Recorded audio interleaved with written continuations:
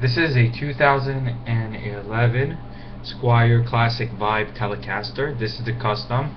They make two versions of the Classic Vibe Telecasters. One is a 50s version, which comes with a maple fretboard, and this comes with rosewood, of course, is the classic, the custom version. And there's a few differences between this and a standard type of Telecaster that you would buy from Squier. Number one being that it seems that Fender has stepped up the production quality on this line of guitar, and it's really amazing what you get these days.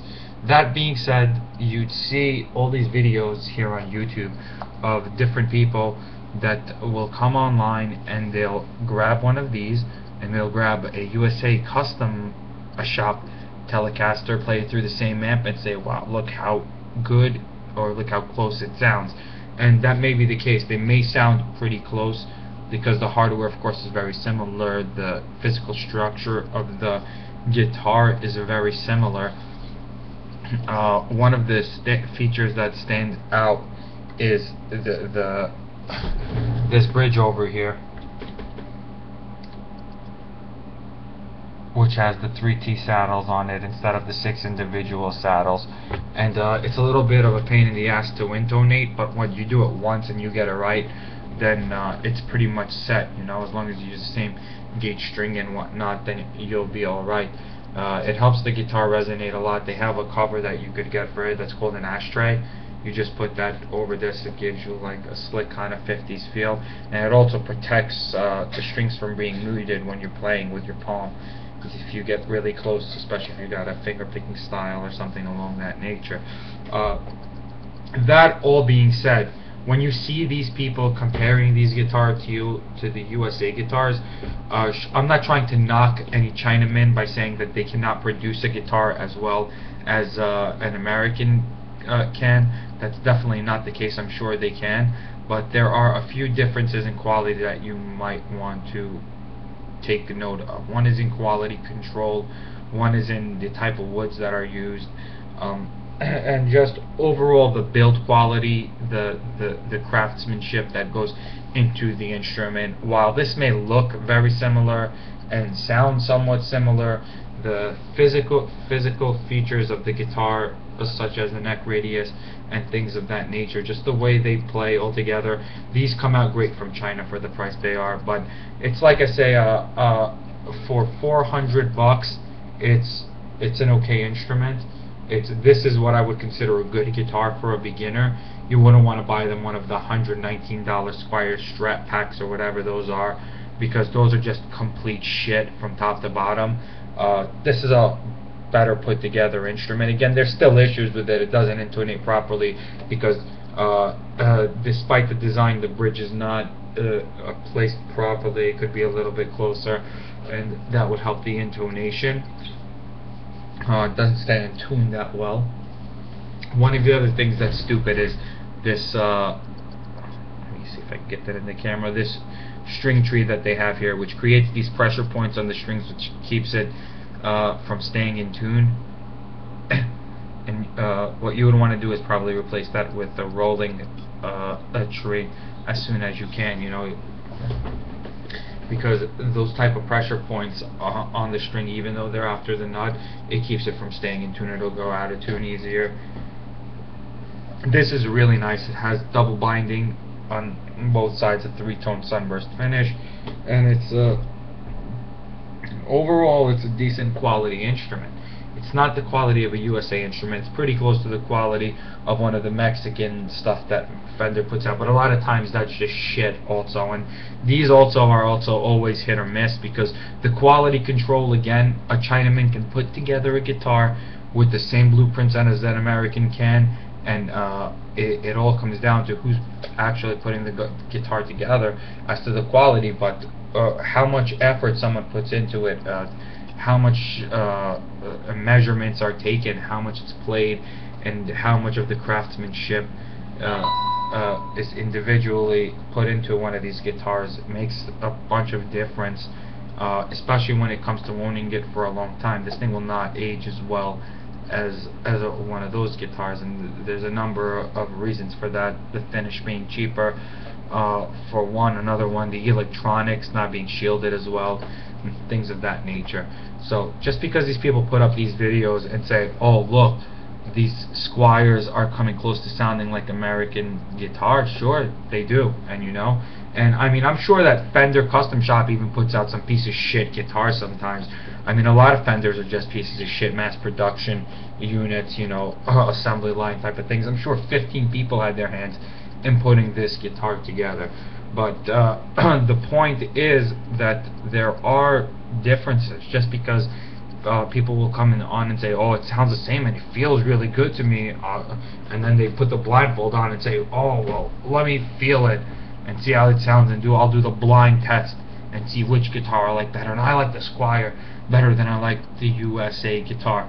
Well, that may be the case, and you may actually have a better put together Squier than an American counterpart may have. But at the end of the day, the quality control is not the same. This is a great guitar for a beginner. If you could grab one used, I paid $240 for this, and it was from Guitar Center, and it's in mint condition. It's a 2011, so someone broke it in. There's no fret wear on it at all. It's brand new, like someone just hung it on the wall and didn't know what to do with it, or bought it for their kid and they didn't like it. There's no scratches on it whatsoever. You could pick these up for $250. It's the best type of guitar you could get someone new. I wouldn't buy any of the hunk of shit Squiers that are made in Indonesia called the Affinity series, or especially not the Fender Starcaster. You don't want to buy yourself that. You don't want to buy your kid a Fender, a Squier, Squier, the really low end Squiers called the Bullet, because those are just complete total piece of shit guitars. They're built like shit for mass production. Get them out the door as quickly and as cheaply as possible, and you just become the victim of that. Your kid will get a guitar that won't stay in tune. It'll deter them from wanting to play, and the guitar will sound like crap. It'll annoy you. It will annoy them, and there's just issues in it. You want to. I think Fender has done a decent job with these Squiers, trying to now put together a better quality instrument for a few $100. And that being said, they're getting closer and closer to the quality of the Mexican guitars, and the quality of the Chinese guitars has really stepped up, coming from these Chinese factories, which is why I like this guitar in particular. I pick one. I don't usually play a Squier. I have PRSs and Strats and things of that nature, American guitars that I really like. But there was a lot of hype about this. I thought I'd pick one up, and I did. And yes, it plays really nice. It sounds very nice plugged in. I'm not going to plug it in for you here. I'll make another video on that. But it does sound really nice. But you can feel the difference between this and an American. When I pick up my USA special Telecaster, I feel it right away. And just the neck, it feels stiff. It feels tough. It feels like the guitar could take more abuse. This thing feels like if you drop it, it's done.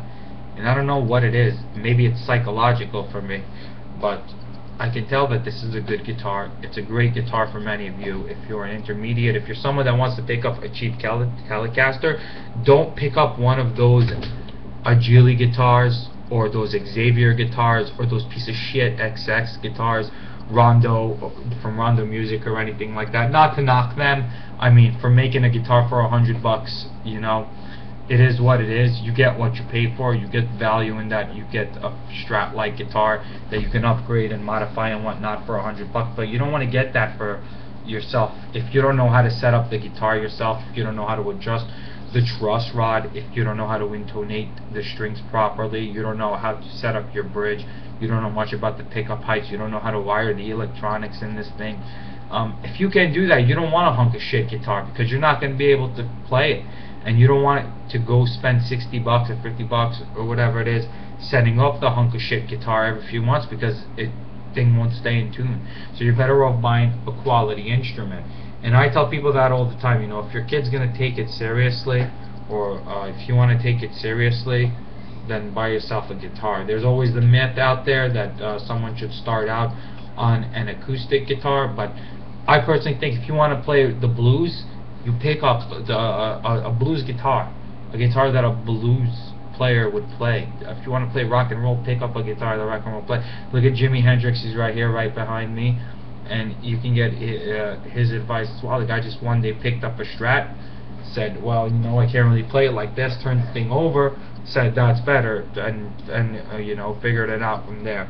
So my advice to all of you that are interested in picking up this Squier Classic Vibe Telecaster, pick one up used, pay $250. Don't pay $400 and buy one new, because it's not worth $400 or $400. You could go online and find yourself a used Japanese Strat. You could find yourself a better quality instrument than one of these. Although it's not total crap, for $250 it's worth it. For $400, and if you're gonna pay tax and shipping on that, forego it completely. You know, buy your kid a used guitar. A used guitar that's a quality instrument is still better than a new piece of shit. And that's just my personal opinion. Maybe there's some people on here that will disagree with me and fight with me and say, well, I love my Squier and there's no USA guitar that can stand up to it. There's no Japanese guitar. There's no guitar anywhere in the world. What I would say to those people is, you obviously don't know jack shit about guitars.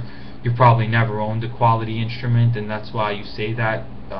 If you've only owned $300 guitars, you wouldn't know what a good guitar is, because you wouldn't know how a good guitar intonates properly and stays in tune, and just how your adjustments when setting up the guitar works, unless you've actually worked on these guitars and, you know, worked on the action, worked on the buzzing, worked on the pickups, worked on the electronics, and worked on everything else in the guitar. You don't really know, you know, how well of a quality instrument it is. Some of these things need a lot of work, consistent adjustments, and that goes across the board.